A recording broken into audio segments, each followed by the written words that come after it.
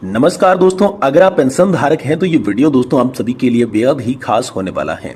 जी हाँ दोस्तों, पेंशन धारकों से जुड़ी बड़ी खबरों की चर्चा इस वीडियो के अंदर करेंगे, जिसमें दोस्तों पहले बड़े अपडेट की बात करें तो आखिरकार पेंशन भोगियों को मिला बोनस का हक 53% डीए के साथ 14 दिनों का बोनस। जी हाँ दोस्तों, खुशखबरी है आप सभी के लिए।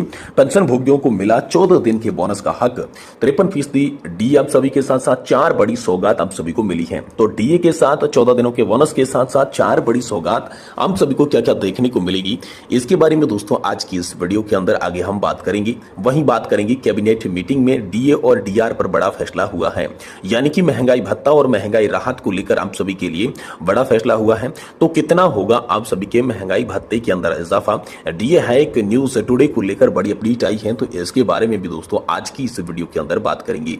वहीं बात करेंगे ईपीएस 95 पेंशन योजना पर सुप्रीम कोर्ट का बड़ा फैसला आया है। क्या आपने भी इस फैसले को देखा है, पढ़ा है, जाना है?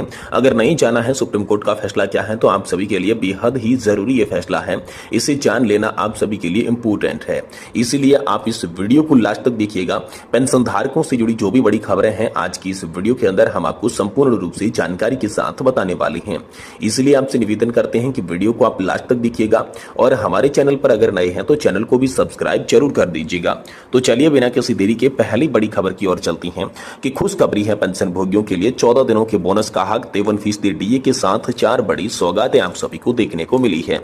केंद्रीय कर्मचारियों को एक तरफ जहां साल में एक बार इंक्रीमेंट का फायदा मिलता है, उसी के साथ में दीपावली का बोनस भी मिलता है।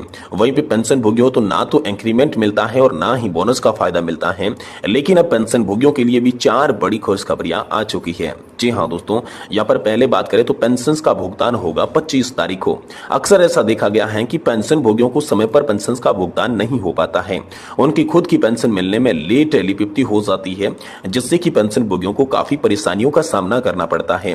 उसी परेशानियों को दूर करते हुए डीओपीपीडब्ल्यू ने एक आदेश जारी किया है, जिसमें कहा है कि पेंशन मिलने में देरी नहीं होनी चाहिए। हर महीने की 25 तारीख को पेंशन भोगियों की पेंशन खाते में जमा हो जानी चाहिए। अगर ऐसा नहीं होता है तो बैंक के खिलाफ कड़ी कार्रवाई जो है वो की जाएगी। वहीं दोस्तों अगले यहाँ पर बात करें कि पेंशन भोगियों को शानदार तोहफा भी दिया गया है। रेलवे से सेवानिवृत्त कर्मचारी जिनकी उम्र 70 साल या इसके ऊपर है, अब ऐसे पेंशन भोगी रेलवे के ऐसी कोच में सफर के दौरान अपने साथ एक सहायक भी ले जा सकती हैं। आपकी जानकारी के लिए बता दूं कि ये सुविधा पेंशन भोगियों को बहुत पहले से मिल रही थी, लेकिन जो सहायक होते थे वह ऐसी कोच में पेंशन भोगी के साथ नहीं जा पाते थे, उनको स्लीपर क्लास में सफर करना पड़ता था। लेकिन अब केंद्र सरकार ने बहुत ही बड़ा फैसला लिया है, जिससे पेंशन भोगी को यहाँ पर जो है काफी राहत देखने को मिली है। वहीं दोस्तों आप सभी के लिए 53% डीए के ऐलान को लेकर बड़ी खबर है। पेंशन भोगियों को तो तब झटका लगा जब 9 तारीख को केंद्रीय कैबिनेट की बैठक में महंगाई भत्ते बढ़ोतरी का ऐलान नहीं किया गया। पेंशन भोगियों को उम्मीद थी कि इस बैठक में महंगाई भत्ते में बढ़ोतरी का ऐलान किया जाएगा, लेकिन केंद्रीय मंत्री अश्विनी वैष्णव ने केवल बोनस का ऐलान किया। ऐसे में लाखों पेंशन भोगियों के माथे पर डीए को लेकर चिंता साफ देखने को मिली। लेकिन अब घबराने की जरूरत नहीं है। महंगाई भत्ता कैबिनेट नोट तैयार कर लिया गया है और अगली दोस्तों आज होने वाली बैठक जो निश्चित की गई है, इस बैठक में पेंशन भोगियों के महंगाई भत्ते में बढ़ोतरी का ऐलान जो है वो किया जा सकता है। वहीं दोस्तों पेंशन भोगियों को बोनस का भी हक मिला है। कर्मचारियों को जहां पर बोनस का भुगतान किया जाता है, वहीं पर पेंशन भोगियों के साथ भेदभाव किया जाता है। उसी को लेकर भारत पेंशन भोगी समाज ने सरकार से मांग की है कि पेंशन भोगियों को भी बोनस का भुगतान किया जाना चाहिए, क्योंकि वह भी कभी कर्मचारी थे, सरकार के योगदान दिए थे। ऐसे में उनके योगदान को देखते हुए पेंशन भोगियों को भी बोनस देने का प्रावधान किया जाना चाहिए। कर्मचारियों को जितना दिया जा रहा है उतना न दिया जाए, लेकिन आधा बोनस का भुगतान होना ही चाहिए। तो केंद्र सरकार से गुजारिश की कि इस मुद्दे को समझे और पेंशन भोगियों के साथ होने वाले इस भेदभाव को भी खत्म करें। तो अब आपको जो है बोनस भी मिलेगा, क्योंकि अश्विनी वैष्णव ने इसका जो है ऐलान भी आप सभी के लिए कर दिया है। वहीं दोस्तों आप सभी के लिए केंद्रीय कैबिनेट में महंगाई भत्ते पर क्या निर्णय हुआ। केंद्रीय कैबिनेट की बैठक में डीए और डीआर पर आप सभी के लिए बड़ा फैसला आया है। तो कितना महंगाई भत्ते के अंदर इजाफा आप सभी के लिए हुआ है, चलिए इसके बारे में बात करते हैं। केंद्र सरकार के कर्मचारियों और पेंशन भोगियों के लिए महंगाई भत्ते यानी कि डीए, महंगाई राहत यानी कि डीआर में बढ़ोतरी की उम्मीद थी, लेकिन जो केंद्रीय कैबिनेट की बैठक इस संबंध में हुई तो उसमें कोई भी निर्णय नहीं लिया गया। इससे लाखों कर्मचारियों और पेंशन भोगियों को निराशा हुई, जो त्योहारी सीजन से पहले आय की वृद्धि की आशा कर रही थी। आमतौर पर सरकार साल में 2 बार जनवरी और जुलाई में डीए और डीआर की दरों में संशोधन करती है। हालांकि आधिकारिक घोषणा अक्सर बाद में की जाती है। पिछले साल डीए में बढ़ोतरी की घोषणा अक्टूबर के पहले सप्ताह में की गई थी। इस बार कर्मचारियों को उम्मीद है कि अक्टूबर में डीए बढ़ाने की घोषणा हो सकती है। तो डीए बढ़ाने की उम्मीद क्या है, तो पिछले साल जो अक्टूबर के अंदर डीए की घोषणा की गई थी, इसलिए उम्मीद है। वर्तमान में डीए का दर 50% है, जिसे बढ़ाकर 55% की जाने की उम्मीद है।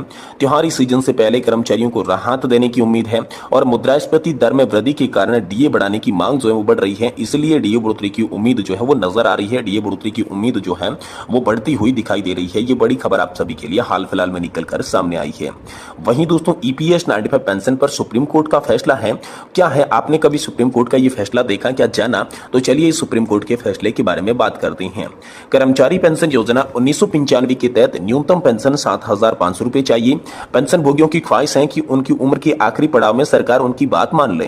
पेंशन भोगी रामकृष्ण पिल्लई ने मन की बात सोशल मीडिया पर साझा किया और लिखा, बहुत से लोग इस दुनिया से चले गए हैं और बहुत से लोग न्यूनतम कर्मचारी पेंशन योजना पेंशन में बढ़ोतरी या फिर पुरानी पेंशन प्लस ईपीएस पेंशन की उम्मीद की कतार में है। तो आइए जानते हैं कर्मचारी पेंशन योजना 1995 के बारे में क्या बड़ा अपडेट आया है। पेंशन भोगियों की दुखती रगों पर हाथ रखते हुए कमेंट की बौछार आई है। शेखर मंत्री आदित्य नारायण भावुक होकर लिखते हैं कि मैं भी भगवान के बुलावे की प्रतीक्षा में कतार में हूं। मैं 73 साल पार कर चुका हूं। मेरी पत्नी 3 साल पहले भगवान की धाम चली गई थी।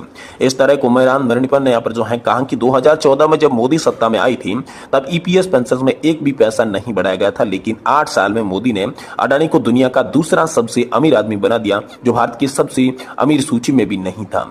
रविंद्र कुलकर्णी ने नाराजगी जाहिर करते हुए कहा कि प्रधानमंत्री मोदी जी को ईपीएस पेंशन भोगियों पर कोई दया नहीं है। सुब्रमण्यम एवर ने लिखा, ईपीएस 95 न्यूनतम पेंशन में बढ़ोतरी मोदी के लिए एक बड़ी उपलब्धि है।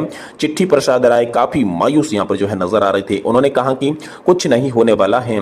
ये सरकार ईपीएस 95 पेंशन भोगियों की वृद्धि के बारे में कुछ नहीं कर सकती। उन्हें सिर्फ वोट और सत्ता की राजनीति करनी है। रामकृष्ण पिल्लई के कईयों का यहाँ पर जवाब दिया, लिखा कि सुनील पुरी जी, सुप्रीम कोर्ट का फैसला क्या है, क्या आप इसके बारे में जानते हैं? तो हाई कोर्ट और सुप्रीम कोर्ट ने अवमानना के दर्ज यहाँ पर जो है मामला कर सकती हैं, लेकिन यहाँ पर सुप्रीम कोर्ट का जो फैसला है उसे एक्चुअली में लोग नहीं जानते हैं, इसलिए पेंशन के लिए दर दर की ठोकरें खा रही हैं। अब बात करते हैं अंतिम खबर की। तो केंद्र सरकार ने पेंशन भोगियों के लिए पेंशन से जुड़ी बड़ी खबर जारी की है। वित्त मंत्रालय ने निर्देश दिए हैं कि बैंक ये सुनिश्चित करें कि फैमिली पेंशन और पेंशन समय पर पेंशनर्स के खाते में ट्रांसफर हो। निर्देश के मुताबिक सभी बैंकों को लाभार्थी के खाते में हर महीने की आखिरी तारीख को पेंशन क्रेडिट करनी होगी। इसमें मार्च में जारी होने वाला पेमेंट के लिए विशिष्ट प्रावधान है। वित्त मंत्रालय द्वारा पिछले महीने जारी किए गए ऑफिस मेमोरेंडम के मुताबिक पेंशन में देरी के बारे में लगातार चिंताएं सामने आ रही थी, जो कि पेंशन भोगियों के लिए अनावश्यक तनाव का कारण भी बन रही थी। तो दोस्तों, नए दिशा निर्देशों के मुताबिक बैंक को यह सुनिश्चित करना होगा कि हर महीने की आखिरी तारीख को पेंशन भोगियों के खाते में पेंशन जमा हो जानी चाहिए। हालांकि मार्च को अप्रैल महीने में ये पहले दिन जारी की जाएगी, ये अलग बात है। मेमोरेंडम के मुताबिक अधिकृत बैंक द्वारा केंद्र सरकार की सिविल पेंशन भोगियों को पेंशन भुगतान की योजना के अनुसार अधिकृत बैंकों को यहाँ पर जो है महीने के आखिरी कामकाजी दिवस पर पेंशन भोगियों के खाते में मासिक पेंशन जमा करनी चाहिए। पेंशन को मार्च महीने में छोड़कर जिसे अप्रैल के पहले कार्य दिवस पर जमा किया जाता है, इस ज्ञापन में यहाँ पर जो है इसके बारे में बात की। आपको बता दें कि हर महीने आने वाली पेंशन में होने वाली देरी के चलती लगातार कई बड़े सवाल हो रही थी। पेंशन में हो रही इस देरी के पैसे को यहाँ पर जुटी समस्या और तनाव की खबरें भी सामने आ रही थी। मंत्रालय ने इन शिकायतों को गंभीरता से लिया और इस बात पर जोर दिया कि पेंशन जारी होने से किसी भी तरह की देरी बर्दाश्त नहीं होगी। बैंकों को जारी दिशा निर्देश में दी गई समय सीमा का सख्ती से पालन करने का भी निर्देश जारी किया गया है। तो आपकी पेंशन जो हो टाइम पर जो है समय पर आपके खाते के अंदर आती रहेगी। ये दोस्तों बड़ी खबर आप सभी के लिए हाल फिलहाल में निकल कर सामने आ चुकी है।